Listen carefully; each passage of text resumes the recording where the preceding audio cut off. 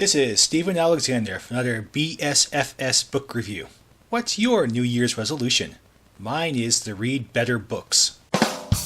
You know what another New Year's resolution I should get is? Always judge a book by its cover. I mean, look at this. It looks like someone got a hold of Picasso's paint set and tried to draw the melting clock scene with the rotoscope special effect from A Scanner Darkly and those Charles Schwab ads that made me think I broke my TV.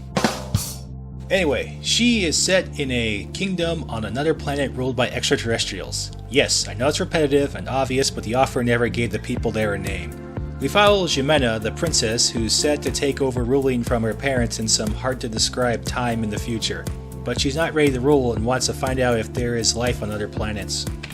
Locating some ancient papers of a long-dead psychic confirms some of her ideas, as well as the fact that the kingdom has debris from a crashed Apollo program space capsule. She determines to leave her planet. She convinces some people to help her build a ship and find out what's really out there amongst the stars. Her father naturally is against this and forbids her, but she blasts off anyway. What will she find out there? Will she make it back? More importantly, how will her father react when he hears about her voyage? If you said, not good, then you win the Understatement of the Decade award. What did I like about the story? There were a few good parts. I think the characters' motivations and reasonings are covered pretty well. What didn't I like about the story? Whew boy, where do I begin? Screw it, let's just tear the band-aid off and get it over with. This book is terribly written. For whatever nonsensical reason, everything is written in the future tense. Usually stories happen in the past, so you write them in the past tense. You can get away with future tense writing for certain aspects of time travel stories, but this story is nothing like those. Instead, it's a buried comprehensible mush that I'm sorry to say may be one of the worst books I've ever read. Seriously, it reminds me of some kind of early Google Translate error. Did I buy the right book or get spoofed? The science of a science fiction story is a very important part of any story because it sets the guidelines and rails that a reader follows. In this story, it drifts past science fiction into outright cartoon fantasy. It's much easier to suspend disbelief if the plot follows its own guidelines, but when it breaks so many basic scientific principles, it just irritates the reader. Anyway, with the story itself, Jimena the space princess went to 3 planets and only bothered to bring back some food from the one planet, and she got sick.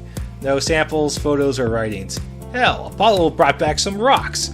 What was she going to show her father as proof she went to all 3 planets? The hickey she got from banging the guardsman on Venus? Good for her for bully-goaling where no one has gone before. But Pixar it didn't happen. My recommendation.